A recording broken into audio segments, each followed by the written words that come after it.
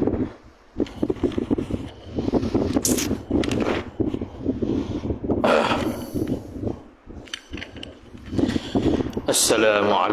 warahmatullahi wabarakatuh. A'udzu billahi minasy syaithanir rajim. Bismillahirrahmanirrahim. Alhamdulillahi rabbil alamin wassalatu wassalamu ala asyrafil anbiya'i wal mursalin sayyidina Muhammadin wa ala alihi wa sahbihi ajma'in.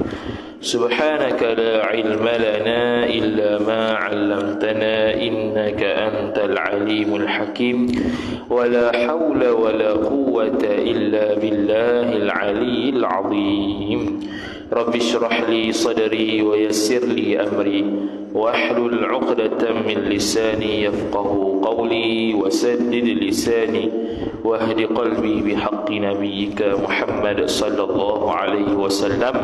Amma ba'du. Qala al-musannif rahimahullah wa nafa'ana Allah bi'ulumihi wa bi'ulumikum wa bi'ulumi masyayikhina fid darain amin ya rabbal alamin.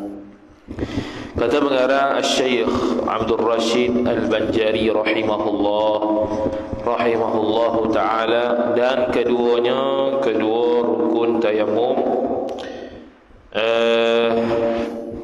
kedua daripada 5 perkara, memindahkan tanah kepada anggota, dan jika ditanahkan tangannya, memindahkan tangan ke anggota.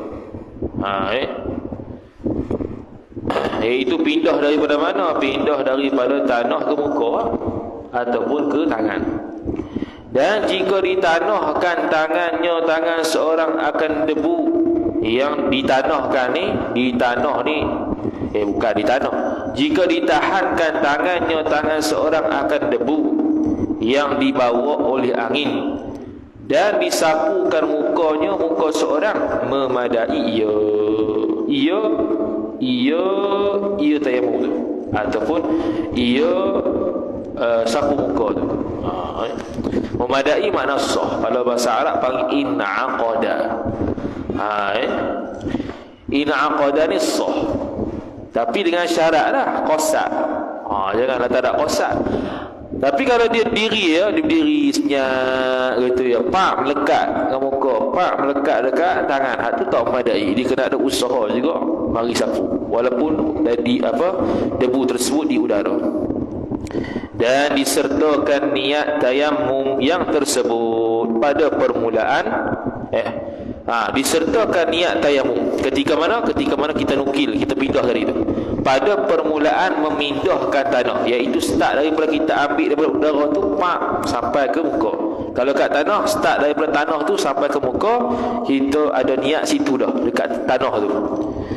Dan dikekalkan niatnya, niat seorang istishabun niat tu wajib hingga menyapu satu suku daripada muka seorang.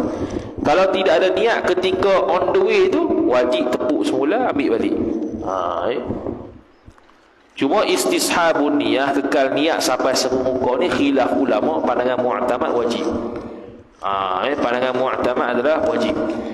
Diwajib kenapa? Kerana mudah, sebab dia sekejap ya, bukan lama. Beza dengan wudu. Kalau nak istishabun niat daripada awal wudu sampai habis, jenuh itu.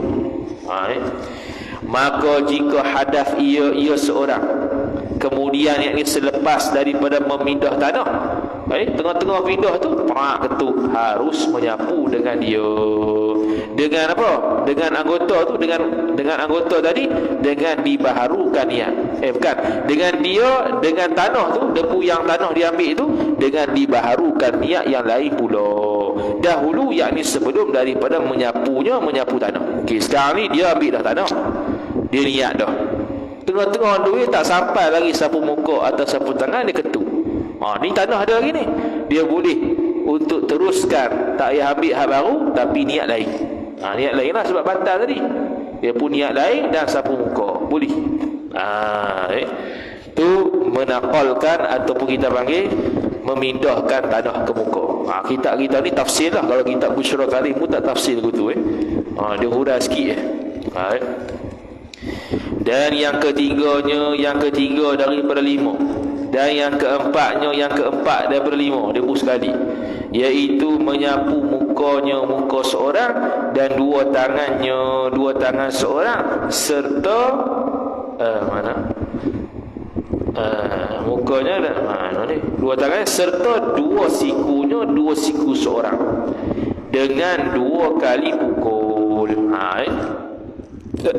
Jadi wajib sapu muka, seperti mana wajib basuh muka ketika wudu, maka begitu juga sapu muka ketika tayamum, iaitu menyampaikan tanah, menyampaikan debu tanah ke muka, walaupun bukan dengan guna tangan dia guna kain pun boleh juga. Kena kepada zahir muka. Antara benda yang zahir muka ialah janggutnya yang panjang. Jadi janggut yang panjang tu kena sapu juga. Yang zahir je lah, tak payah batik, selat tak payah. Begitu juga antara zahir muka yang orang kurang ambil perhatian adalah antara mulut dan hidung. Hak ni. Hak ni pun zahir juga. Jadi kena apa? Kena perhatikan. Ni tempat misal ni zahir muka juga. Sini semua zahir muka belaka. Apa yang zahir semua muka belaka. Itu wajib. Cumanya ada pendapat mazhab Imam Abu Hanifah, dia berpendapat boleh saja kita menyapu kebanyakan muka, bukannya seluruh muka.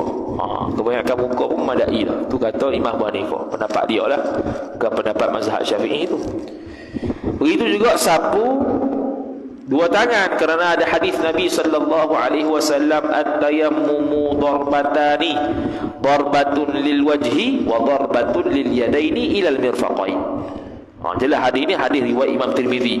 Tayamum itu 2 pukulan. 1 pukulan untuk wajah, 1 pukulan untuk 2 tangan.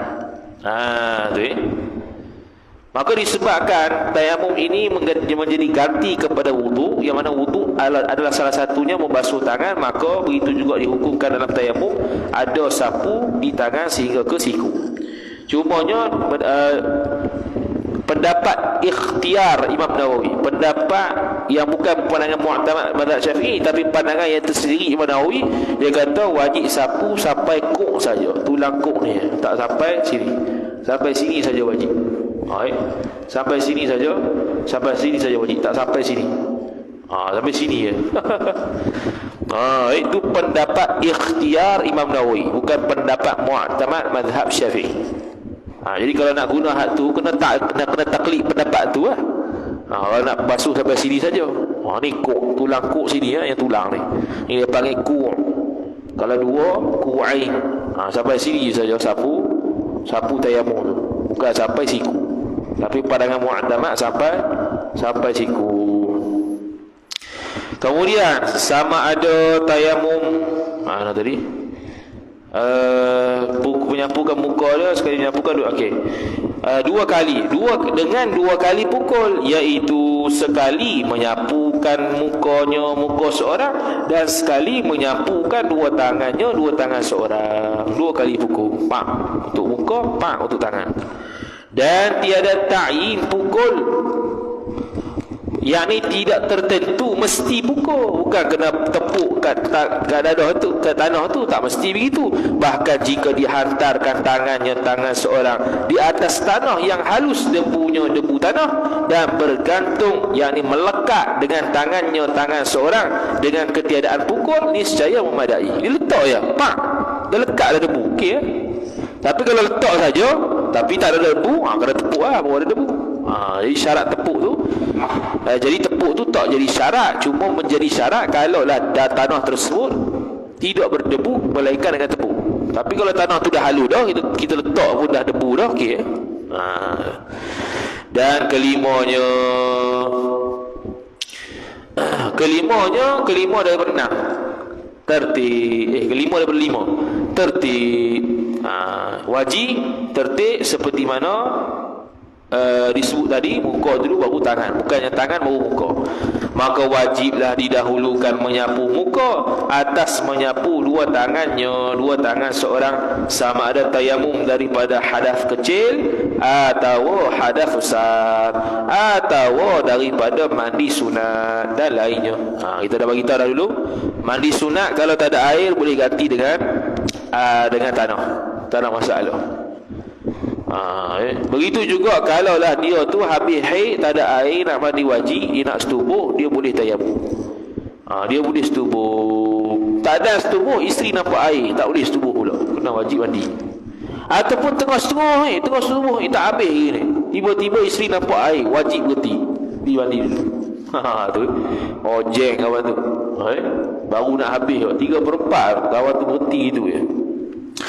Dan ditambahi di dalam majmu', yakni tambah rukun 6 pula, iaitu 6 tu, 5 yang tersebut tadi, kemudian tambah 1 lagi, dan mengkosakkan tanah. Kosak tanah jadi rukun. Dan di dalam Rawdatul Talibin, pengarang sama, tapi dalam kitab Rawdah dia kata 7, iaitu 6 yang tersebut, itu yang 6 yang tadi tu, kemudian dan tanah, diri tanah tu rukun juga. Dan jangan dikerjakan 2 fardu dengan tayamum yang satu. 2 fardu sama ada fardu semayang 5 waktu, fardu nazar. Fardu nazar pun tak boleh. Untuk semayang jenazah boleh, untuk banyak jenazah walaupun satu tayamum. Sebab apa? Karena fi rutbatin nafil. Semayang jenazah berada pada tempat seolah-olah kedudukan semayang sunat, maka dia boleh untuk niat tayamum sekali, banyak kali semayang jenazah pun boleh. Tu. Bahkan dikerjakan 1 fardu juga. 1 fardu saja untuk 1 tayamum.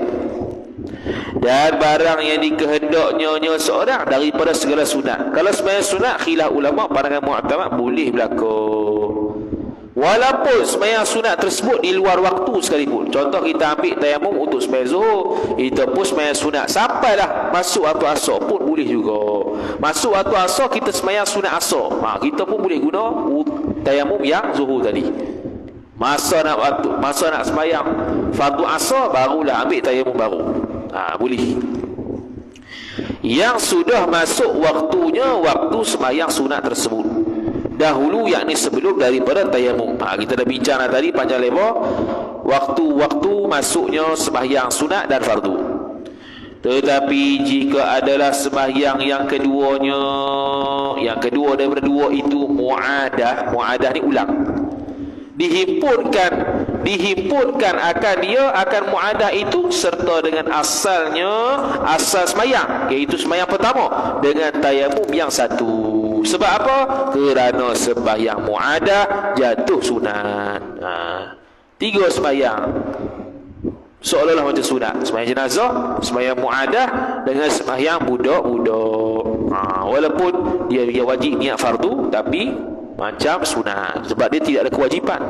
Dapat pahala lah budak-budak mumayyiz tu buat sembahyang.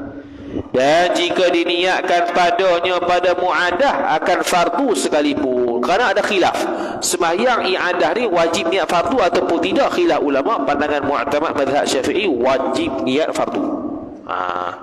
Sebab apa? Sebab surahnya fardu, gambarannya macam sembahyang fardu, walaupun hakikatnya sunat kerana tuntutannya. Sembahyang mu'adah ni sunat buat bila? Sunat buat sama ada dia sembahyang sendiri atau sembahyang berjemaah. Dia tengok jemaah lain, dia pun sembahyang lagi, boleh. Sembahyang sendiri atau sembahyang berjemaah. Sama ada jemaah yang sembahyang pertama tu sikit ke banyak ke, boleh juga. Dia yang ada semula, tak syarat, mana secara mutlak. Ulang berapa kali? Sekali saja. Sekali saja boleh, kecuali sembahyang istisqa, boleh banyak kali. Boleh ulang sekali saja. Itu pun khilaf lah, pandangan mu'tamad sekali saja. Dan ketahui olehmu bahawasanya telah ijma', bukan telah jima', telah jima' segala ulama' habis. Telah ijma' segala ulama' atasnya. Atas tayamum tu, bahawasanya tayamum tu kena pada tayamum itu tertentu ia, hanya terbatas ia tayamum pada muka dan 2 tangan jua, tak ada hal lain. Kepala tak payah, kaki tak payah. Ijma' ulama', tak ada khilaf 4 mazhab. Kemudian kata musannif rahimahullah, dan jika tayamum itu daripada hadas besar sekalipun, tu ghayah dia. Walaupun hadas besar sekalipun, mestilah dia tayamum dengan muka dan dua tapak tangan sahaja, tidak perlu sapu satu badan. Tak payah guling nak buat apa. Dan sunat tayamum itu beberapa perkara.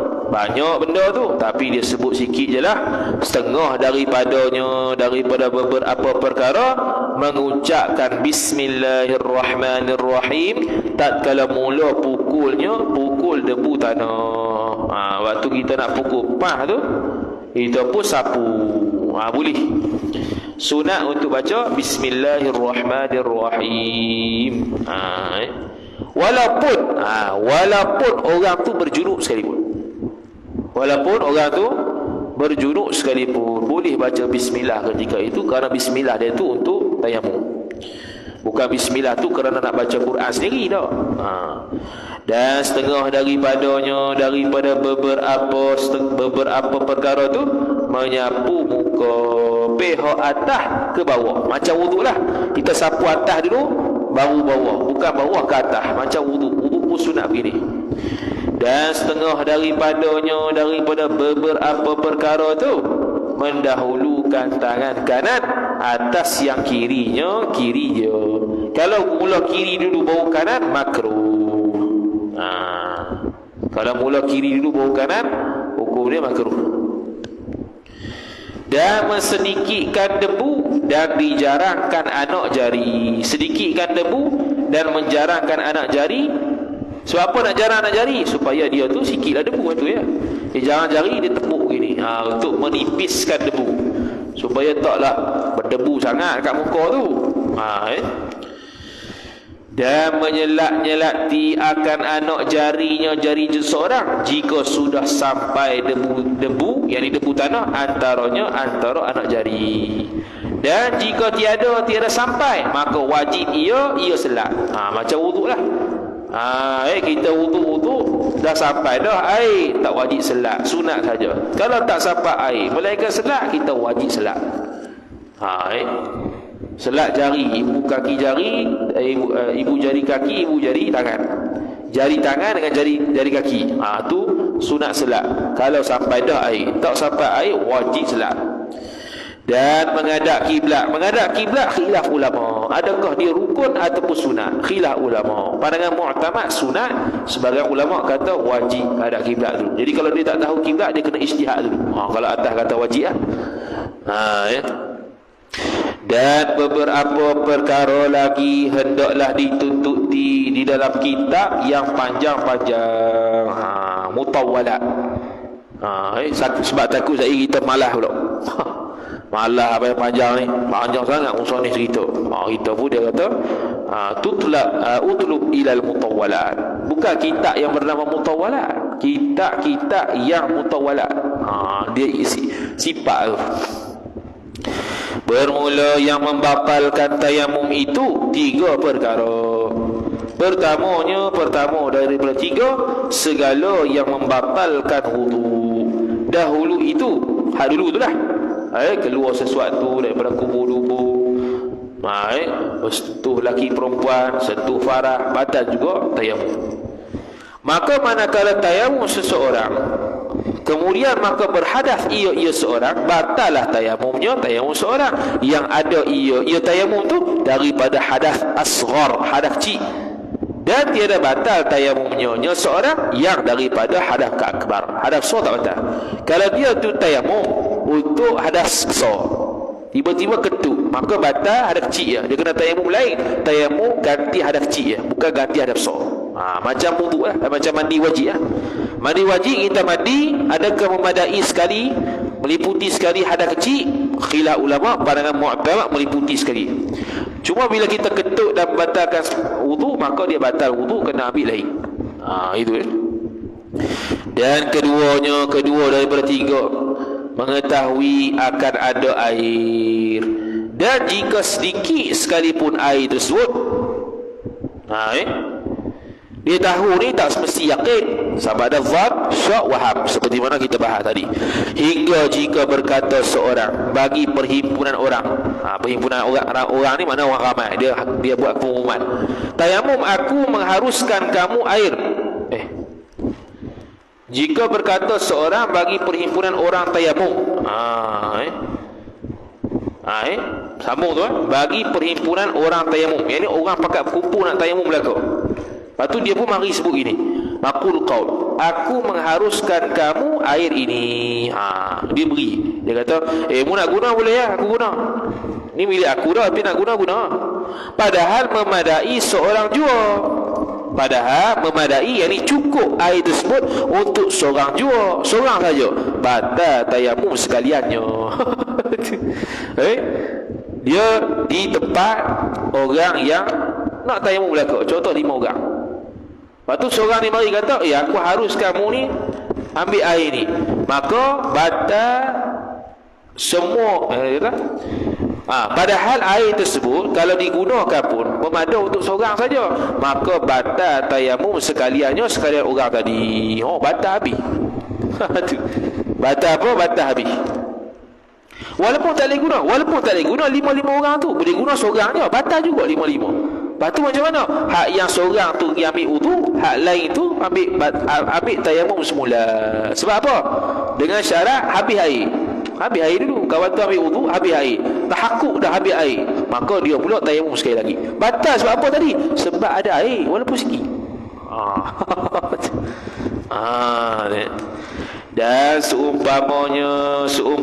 Dan seumpama mengetahui itu, waham akan ada air. Waham syakfan.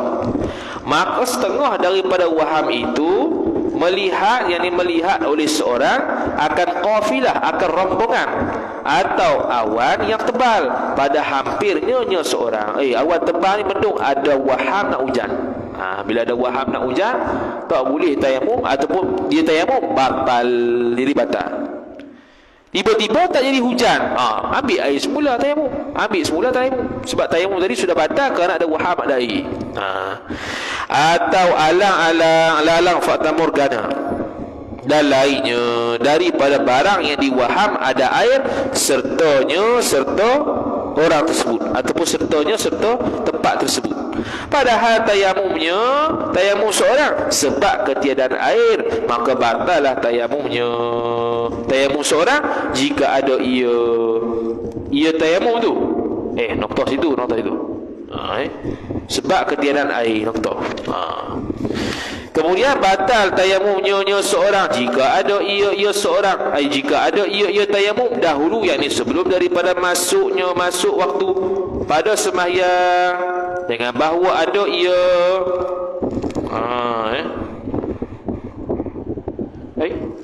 lain ni. Jika ada ia dahulu daripada masuknya pada sembahyang, dengan bahawa masuk seorang. Silap. Batal tayamum seorang jika ada ia air. Situ. Dahulu, yakni sebelum daripada masuknya seorang pada sembahyang. Sebelum nak sembahyang tiba-tiba ada air, batal tayamum dia, wajib ambil air wudu. Dengan bahawa taswir bagi kata ada air sebelum masuk waktu, dengan bahawa ada ia air dahulu, yakni sebelum daripada ra' akbar. Dah kalau lepas daripada ra' akbar, kena tafsir pula. Tempat tu ghalib ada air ke tak ada? Ghalib tak ada air. Kalau ghalib ada air, memang confirm kena qada balik kalau sembahyang pun. Kalau ghalib tak ada air, tak perlu qada, sah sembahyang dia. Jadi kalau dia nampak air selepas daripada takbir ra pun, dia teruskan sembahyang, sebab dia ghalib tempat tak ada air. Atau serta ra. Lepas ra, bukan. Ada ia air dahulu, yakni sebelum daripada ra akbar, ataupun serta ra akbar. Tiba-tiba akbar, tak je ada air lalu. Sama juga batal tayamum. Bila batal tayamum, tak sah sembahyang, kena ambil air. Adapun sembahyang kena qada ke tak sebelum ni, kena tengok tempat ghalib tak ada air, tak payah qada semula. Tempat ghalib ada air, wajib qada semula. Dan adalah Maka jika diketahui akan ada air, kemudian daripada masuk ia seorang pada sembahyang, dan yakni padahal adalah sembahyangnya seorang daripada barang yang tiada gugur fardunya fardu seorang dengan tayamum. Macam mana tak gugur fardu dengan tayamum tu? Seperti sembahyang pada tempat yang ghalib ada air padanya pada tempat tu, batal sembahyang pada ketika itu juga, batal. Kalau tempat tak ada ghalib, kalau tempat tu ghalib tak ada air, tak batal. Sebab sembahyangnya sah. Kenapa tempat yang ghalib ada air batal? Sebab nanti kena qada. Sama juga tak dapat edah. Batal. Atau adalah sembahyangnya seorang daripada barang yang gugur fardunya seorang dengan tayamum, seperti sembahyang ia seorang pada tempat yang ghalib tiada air padanya tempat, atau bersamaan 50-50. Nak kata banyak air tak banyak, nak kata tak ada air pun tak banyak, maka tiada batas sembahyangnya seorang, sama ada fardu atau sunat. Noktah. Tu bagi yang tak ada air. Dan jika tayamum seorang kerana sakit, dan umpama sakit tak boleh kena air, sakit tak boleh kena air, manfaat anggota hilang, cepat lambat sembuh, boleh mati, kemudian maka diketahui kan ada air, tiada batal tayamumnya, tayamum seorang, sebab dia tak ada guna air. Ada air ke tak ada air ke tak dapat edah. Cumanya kalau dia tu mandi wajib, dia ada anggota berbalut, dia sakit lah, dia pun tak boleh nak kenalah air tu, dia pun ganti dengan tayamum tempat balut tu. Dia pun sembahyang. Lepas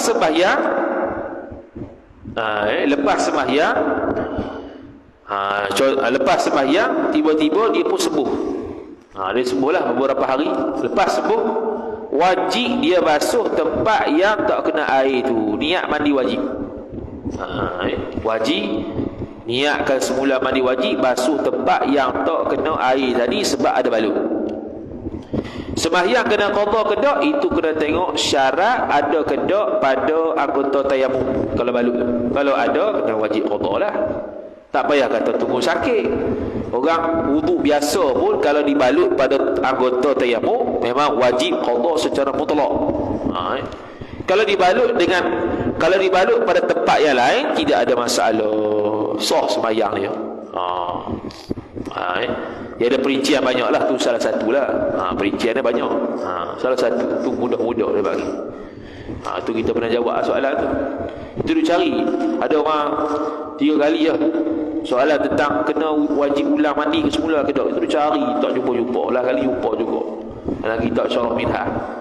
Dia kata wajib basuh tempat yang lepas balut, lepas sembuh dia panggil. Lepas sembuh tu basuh tempat yang sembuh tu saja. Adapun sembahyang kena tafsirnya macam bab tayamum. Kalau dia balut tempat tayamum maka wajib qada secara mutlak. Kalau selain pada tempat tayamum dan dia tu balut tu qadarnya saja, ada syarat lain lah, qadarnya saja dan sebagainya, maka tu tidak perlu qada sembahyang. Tapi kalau lebih daripada hak qadar yang sebenar, qada sembahyang. Gitu lah, lebih kurang. Kita dah pernah jawab soalan. Okey, habis. Kemudian maka diketahui kan ada air. Dan jika tayamum seorang kerana sakit, habis. Dan ketiganya yang batalkan tayamum murtad. Murtad batal tayamum. Tambah dia tu taharatul dhaifah, lagilah batal. Cuma kalau murtad ketika wuduk, tengah habis basuh muka, lepas basuh muka murtad, masuk Islam balik, dia boleh sambung basuh tangan dengan niat semula untuk sambung wuduk. Sebab wuduk tu taharatul qawiyah, tayamum tu taharatul dhaifah.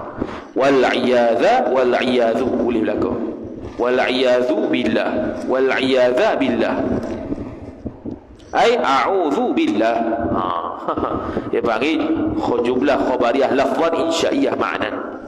Wallahu a'lam, bermula Allah itu maha mengetahui. Wallahu a'lam. Ada soalan?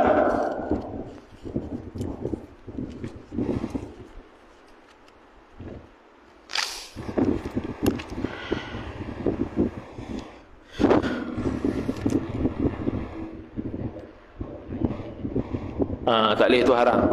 Tu. Sama lah kalau benda tu bukan milik dia, milik orang lain, haram lah. Kalau rezak tu kalau boleh diambil manfaat oleh orang lain, halal. Tak tahu lah. Tu kembali pada tu hukum tu. Lagi sudah soft belaka. Haram tak haram ya.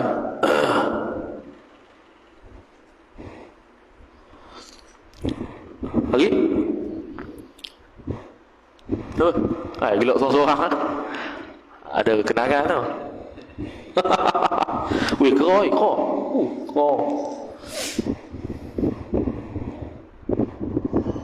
Ada soalan? Tak ada? Wallahu a'lam. A'udzu billah. Wa sallallahu alaihi wasallam wa ala alihi wa sahbihi wa baraka wa sallam.